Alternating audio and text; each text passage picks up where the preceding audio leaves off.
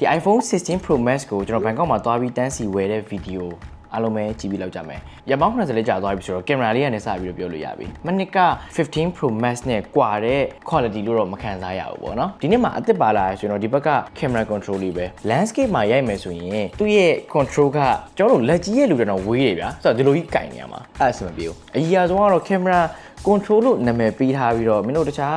app တွေဖွင့်ညတပါဆိုရင်လည်းဖွင့်လို့ရတယ်ငါတို့ setting ထဲမှာပေးထားတယ်ဆိုတာပဲ display ကတော့ 6.9 inches ceramic နဲ့ဒီ display လေးကိုကာထားတယ်မနစ်ကထက်2ဆပိုကောင်းတယ်အဲ့တော့ပြင်မဲ့ဘာညာဆိုရင်လည်း2ဆလောက်ပိုတောင်းနိုင်တယ်ပေါ့နော် display ကတော့အဲ့လောက်ကြီးထူးထူးခြားခြားကြီးပြောင်းသွားတာမျိုးတော့မရှိပါဘူးဒီ dynamic island လေးတီးသွားတာတော့သတိထားမိတယ်ပေါ့နော်ကျွန်တော်တို့မုံမှားတာတော့တခုခု